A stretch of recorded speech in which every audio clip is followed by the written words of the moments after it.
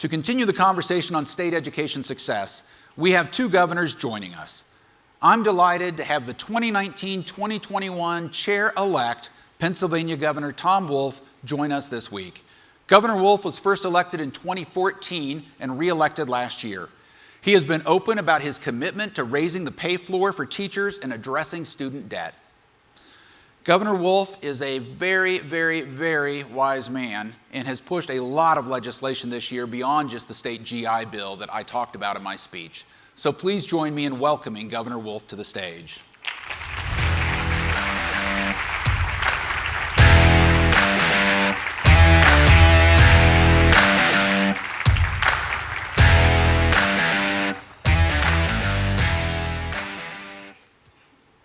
From our home state here in Colorado, we are delighted to welcome Governor Jared Polis. Governor Polis has shown a strong commitment to education during his first 6 months on the job, most notably, and in direct reflection of his importance for early learning. In May, he signed legislation making full-day kindergarten available to every kindergarten-age child in the state, making Colorado the 30th state, along with the District of Columbia, that provides funding for full-day kindergarten. Please join me in welcoming Governor Polis to the stage.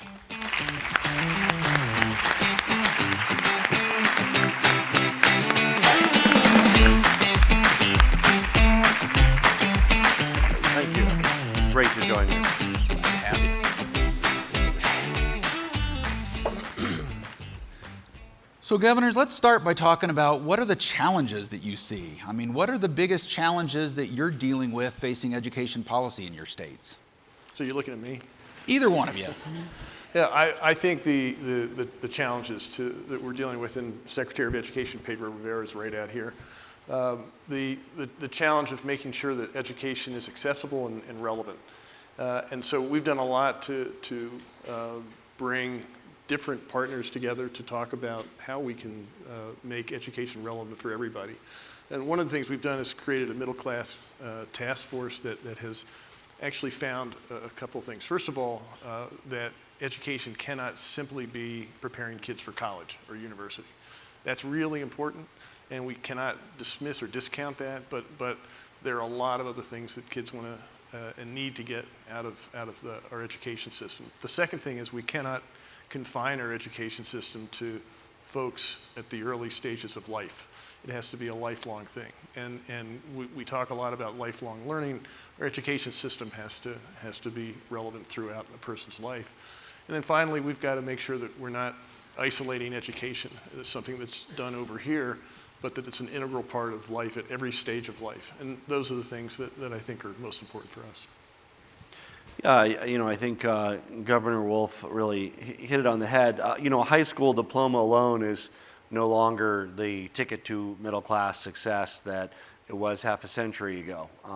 Not every kid's going to a 4-year, so it's a question of how do we align the skills that people need to thrive in the private sector and support themselves and their families with what we're providing in public education. And that means not one thing, it means many things. And Colorado's exploring in various stages all of those. It means meaningful apprenticeships like we're employing with CareerWise. We actually just had another delegation get back from Switzerland looking at the Swiss model. It means dual and concurrent enrollment programs, which we just are expanding upon. We have early college high schools in our state today where students can graduate high school with an associate's degree. But that's hit or miss. Some high schools don't have that program. Some students don't encounter those programs. We want every student to be able to take transferable and aligned college credit at no cost to them while they're in high school, delivered in several ways that it can be. It can be delivered by a teacher with a master's degree who's cross-credentialed with a community college. If their school is close to a community college, the students can spend half the day on the community college campus. It can be delivered by visiting community college faculty, or for some of our rural districts, online. And then, of course, what is the certification or work experience if you're not going on to college? How do you make sure that we can certify to the private sector that this is what you need and this person has the skills they need to thrive? You can pay them a good wage and they're going to be able to get the job done. So, Governor Polis, you had great success on early learning. I mean, talk about what are the outcomes that you hope this legislation is going to bring. So Colorado was a laggard in this area. I like to say this was really just a matter of us catching up. We had half-day kindergarten in our state. Parents had to pay for full day. often $300-400 a month. Some Title I schools had full day, a few districts had full day for free, but by and large in our big districts, Jefferson County, Denver, parents had to pay several $100s a month for kindergarten, which meant two things. It meant some kids were only there till 11:30 or noon because the parents simply couldn't afford it with the rising cost of living we have in Colorado. Or for the parents who could struggle and get the money in, they were making sacrifices, right? Their kid couldn't do summer camp, they couldn't save for college, whatever their other priorities were. So we started with full day kindergarten and expanding preschool by over 5,000 free slots for low-income families. Really, the data shows that the early childhood years are really the most important if we care about ending the persistent achievement gaps based on income, based on race.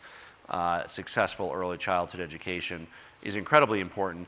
To build up political consensus, again, we talked about a lot of the other immediate benefits to the business community, freeing up second parents to choose to return to the workforce sooner if they want to, saving families money, affecting their quality of life. So a number of other benefits to other constituents, but obviously we always put the children first and our future first, and the best possible investment we can make is make sure that students are prepared for success with full day kindergarten and additional preschool opportunities.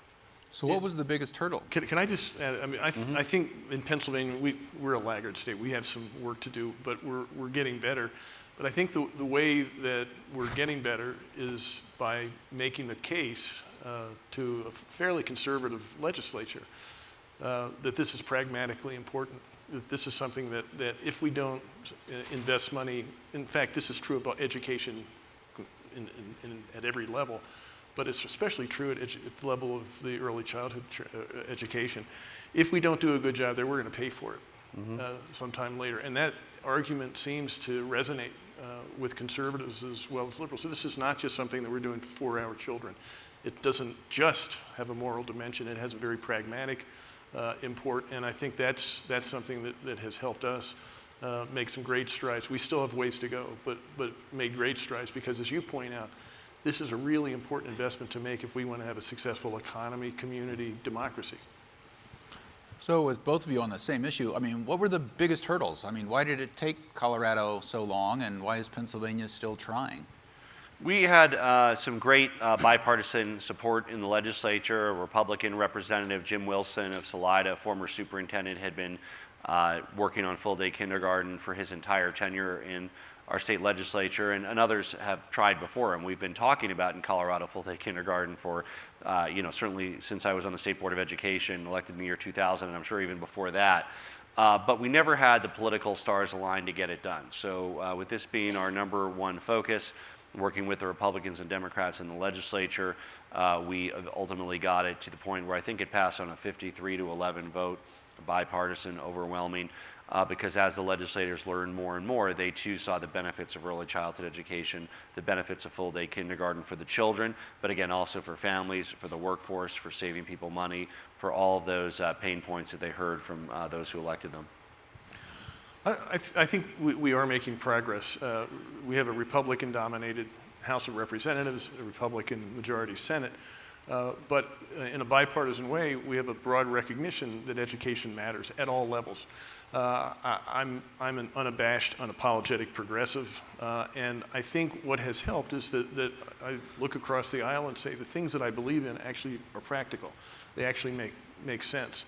And so things like all-day kindergarten, which I have not yet been able to get into law, but I think the argument is that this is really something that is important for all of our families. I don't care whether you're in a red or blue area. I don't care if you're rural or urban. This is something that matters to all of us, and all of us have a shared interest in making sure that human being, that citizen, turns out to be somebody who produces a lot for us as he or she moves on. So Governor Wolf, talk a little bit more in depth about the Middle Class Task Force. It's an interesting approach for some really sticky issues. Yeah, it was an effort to bring people together. I think one of the things, I've been in politics now for 4.5 years, and before that I was in business, and I never made a Republican or a Democratic decision. I don't think you ever did when you were in business either. You try to do what was right, and if you drop the ideological distinctions that we make and divisions that we create for ourselves, it's amazing how many things and how much common ground we actually have. So I had two people that I was really particularly focused on. One was the head of the AFL-CIO in Pennsylvania. The other was the head of the Pennsylvania Chamber of Business and Industry. And I knew both of them and for a long time. And so I got them both in a room and walked into the room and got there after they were both sitting there with their arms crossed like this. So I said, you guys sort of hate each other, don't you? And they said, yeah. And I said, you never really have anything to talk about, do you? And they said, no. I said, you're always butting heads, right? And I said, yeah. I said, so, like, pointed to the chamber guy, you care about workforce development, though, don't you? And he said, yeah. So I said to the AFL-CIO guy, I said, well, you do too, don't you? And he said, well, yeah.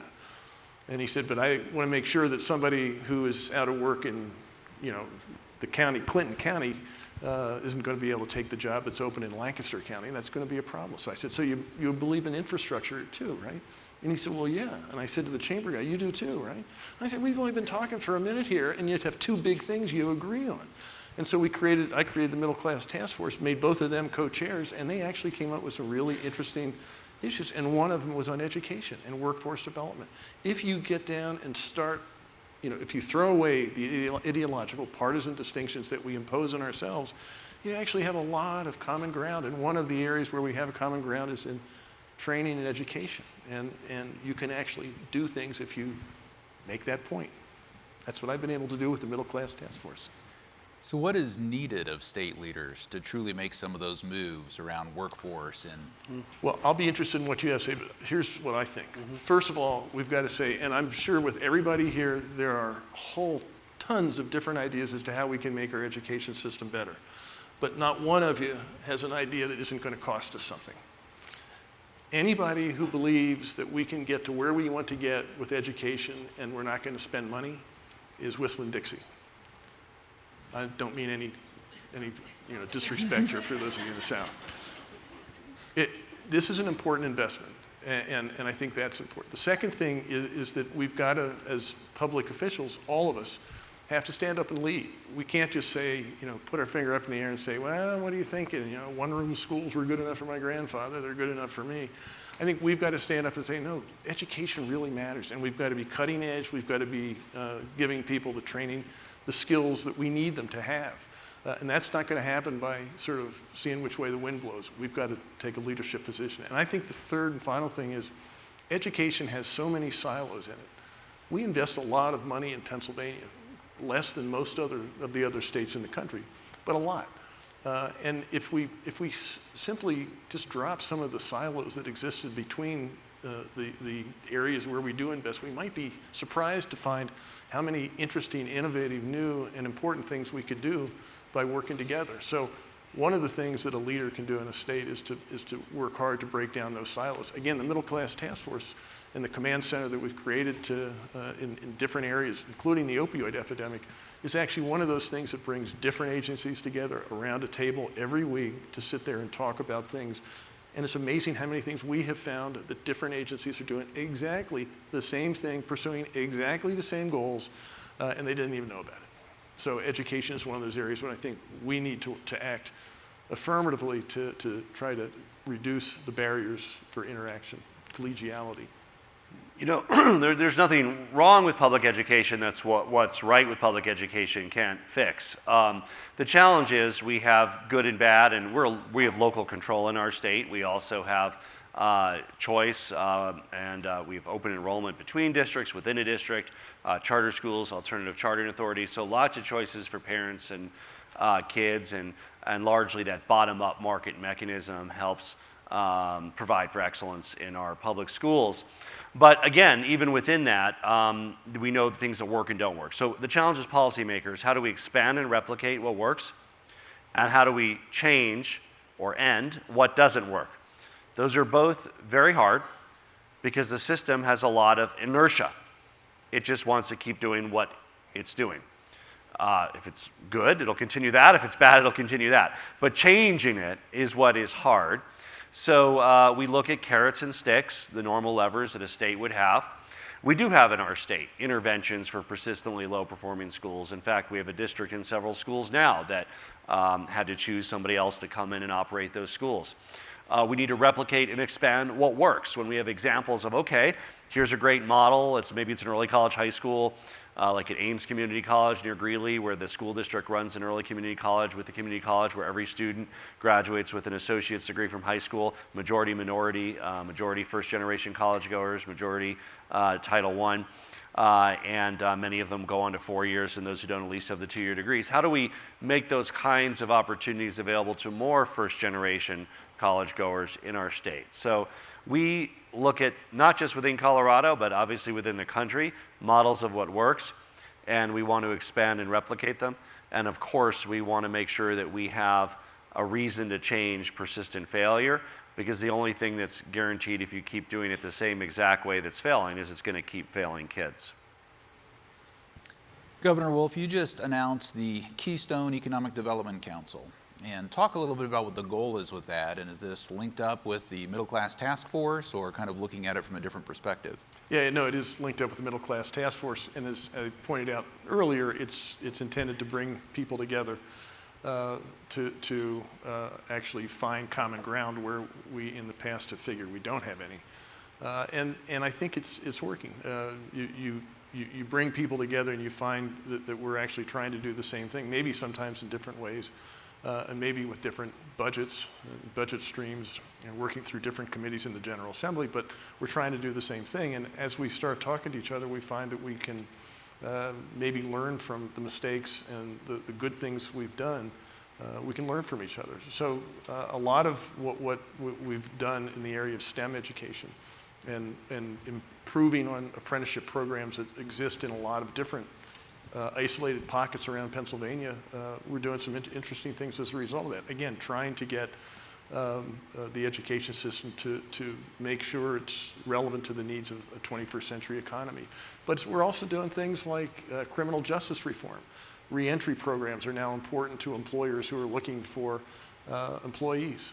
And if we are not doing a good job in our criminal justice system, if we're putting people in prison who shouldn't be there, if we're not giving them an adequate chance to rehabilitate themselves, if we're not giving them a second chance when they ought to have one. As an employer, one of the best sets of employees I ever had was people who had been in prison. I used to say dairy farmers and people who had been in prison are actually, on average, great employees, because if they were there for reasons that were minimal or they'd done something a long time ago, they're trying to prove a point. So these are the kinds of things that are coming out of our command center, coming out of this middle class task force that I think are going to ultimately do good things for people in Pennsylvania. Governor Polis, you ran on full-day kindergarten, a big issue in your campaign that was just completed just 8 months ago. So what's next? I mean, what's the big agenda since this first year you were successful in getting that achieved? Well, that was our big goal, and they've already launched the recall against me, so maybe that's all we'll get done. We're obviously on the early childhood front, focused on birth to 4, and it means on the Medicaid side, working with parents and families. It means preschool, also speaking to the high cost of living in our state, and not just preschool, but quality preschool. And so we have a rating system that we integrate with our funding models for early childhood education. And as we increase support for early childhood education, we want to make sure that it's high quality rather than just a low-cost place to park kids for the day. And then, of course, working on reinventing higher education. So that means, of course, the lay of the landscape, our 4 years, our 2 years, but also really looking at certification programs, skills programs, apprenticeship programs to better align students of all ages, as the governor indicated. I mean, students might mean a 16-year-old, it also could mean a 35-year-old who lost their job in one sector and needs a new skill. Aligns that with the skills they need for success in the future. And we have an overarching role from the public side in making sure that those opportunities are available, that we have funding that aligns with outcomes in higher ed, which is something that has been elusive, and that those outcomes are tied into the success of the student in life, financially, et cetera, and that less students are burdened by tens or hundreds of thousands of dollars of debt without a strong vocational skill that allows them to support themselves and their family. So you both have a different perspective because of your experiences. I mean, when we talk about governors a lot, we recognize that 62% of our governors in America have currently less than 2.5 years experience on the job. And so it's a big number who are still transitioning in, if you will, to the job. And Governor Wolf, in your case, you serve on the executive committee for the National Governors Association, and being a second termer, are one of the longer serving governors. 38% are in your category. How do you see other governors interacting and working on some of these education policies across states? And Yeah, I'm not sure that my tenure as governor has been as important as what I did before I became governor, working in the private sector and as just an ordinary citizen in the community. There's where you understand how important education is. As a person who is looking for good employees, that's where you understand how important education is. And I think what I brought to the job of governor is that perspective that I came with.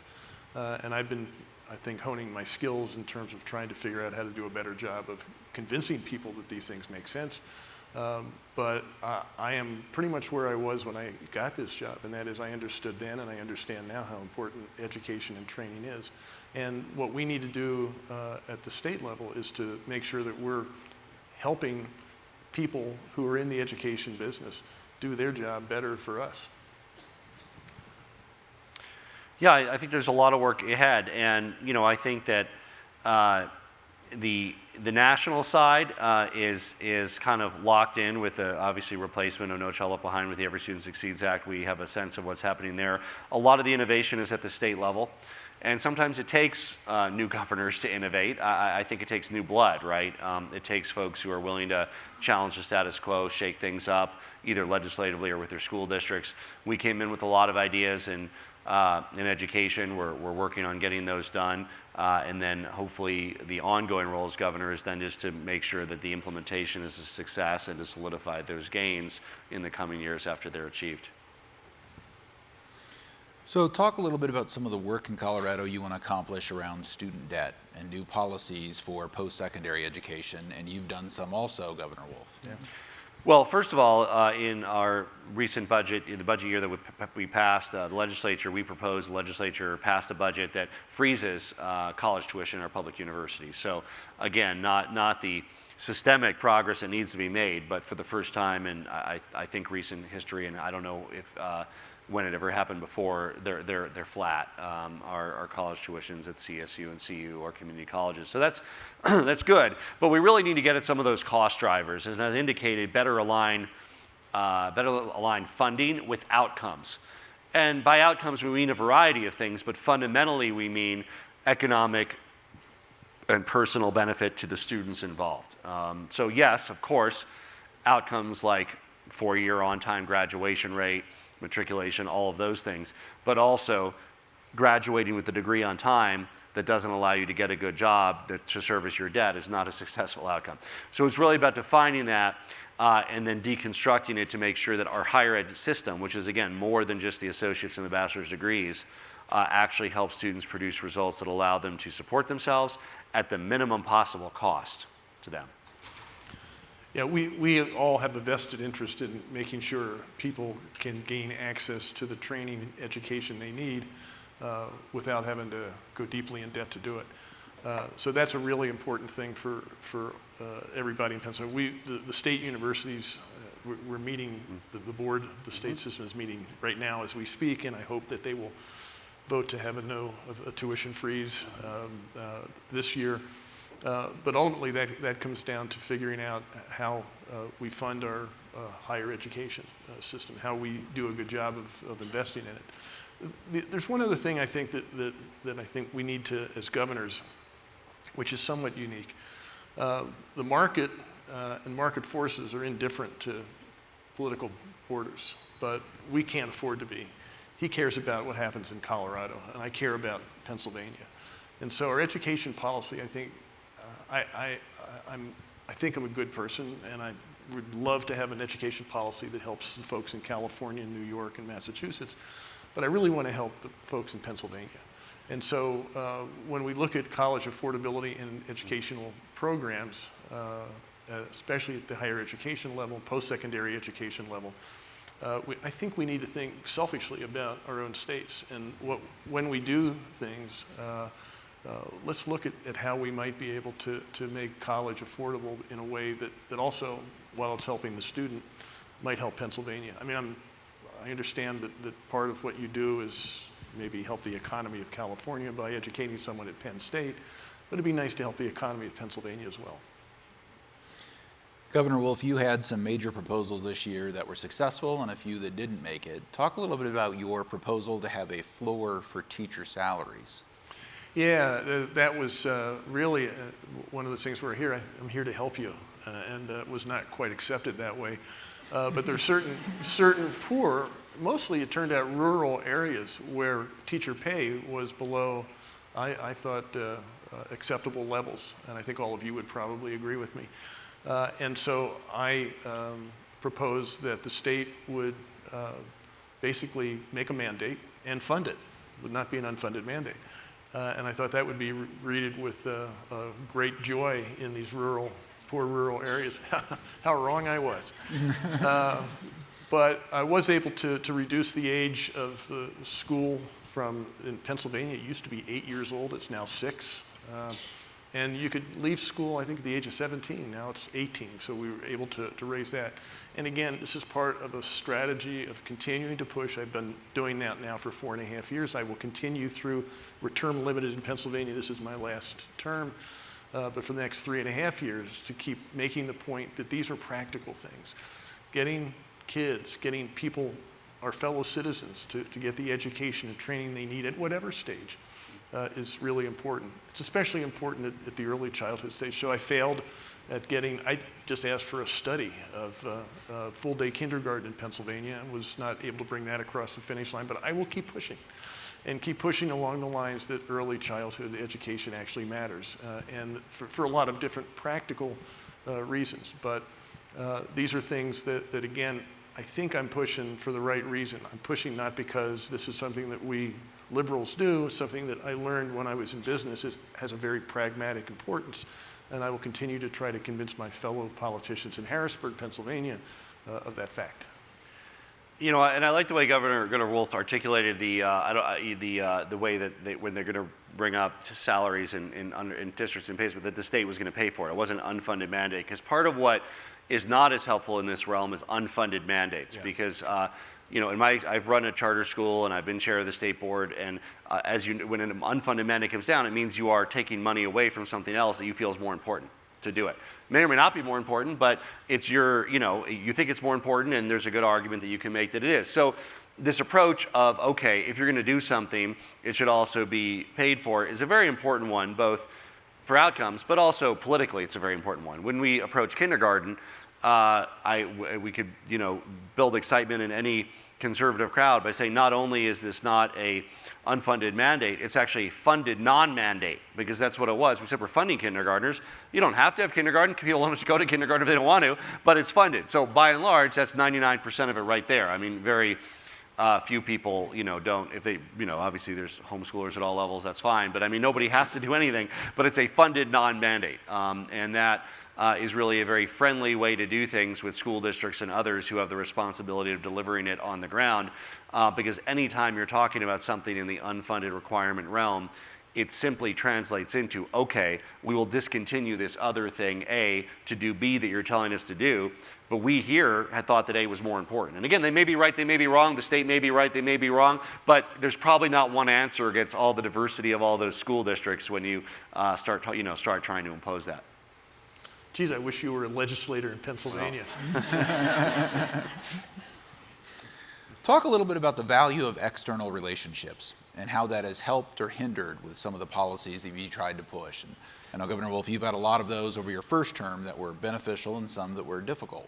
Yeah, well, again, in trying to convince people who might be predisposed not to agree with you to do something, the external partnerships are really important, because you can say, this group that you respect actually understands how important this is. And so these external partnerships are really important. I remember when I was in business back in the late 80s, I was chair of the local Chamber of Commerce. And I put together the first business education partnership. And just at that level, bringing business and education together, not just the superintendents or principals, but also the teachers with members of the business community, really was important. And it was important just because it showed educators how important what they do is. They're not isolated. They're part of a very living, breathing community economy, that what they do is really important. And so these partnerships actually give us the ability to go out and say, okay, you might not, Ms. Legislator, think this is important, but there are a lot of your constituents who have a very practical interest in making education really work. And those things, bringing those two groups together sometimes helps me convince people who might otherwise be hard to convince. I would say our challenge in full-day kindergarten was, it was in some ways on everybody's list. I mean, who'd be against it, but it really wasn't number one for anybody. So, I mean, in bringing in the business community, the teachers union, the ed reformers, the early childhood community, early childhood community, they say, what about birth to 4? Teachers union, what about 1 through 12? Ed reformers, what about charter schools? Business community, what about workforce transition? But kindergarten was there for all of them, so it was kind of a matter of aligning and saying, look, the one that we can actually get done, and there's differences on other issues, there's progress on other issues, but we all want full-day kindergarten. While it may be number 2 or number 3 for you, let's actually focus on this for a little bit and get this done, and then we'll move on to the next fight. So what's the advice you would give to some of our attendees here? I mean, we've got almost half the chief state school officers in the room, and we've got a very large number of legislators and state board members. What's the best advice that they can get from the two of you on how to engage with you or your offices if they've got some ideas? Well, I would say in our state, the state has separate education governance. So, in some states, a governor appoints a superintendent. In our state, we don't elect a superintendent, but we elect the state board that appoints the state commissioner of education. But that has been a very strong relationship for us. The state board, half Republican, half Democrat, bipartisan, they unanimously endorse full-day kindergarten early on in the early childhood initiative. So, we have full confidence in their ability to implement all of the different educational bills that we passed. You talked about the 529 one before I was on stage. We talked about apprenticeships. We provided some additional language allowing count time to schools not to be penalized for having educational apprenticeship programs. So we have a Department of Education that is very well aligned to deliver on a lot, frankly. We did a lot with the legislature this year, but it's in good hands, and we want to see that through and make sure that it is successful.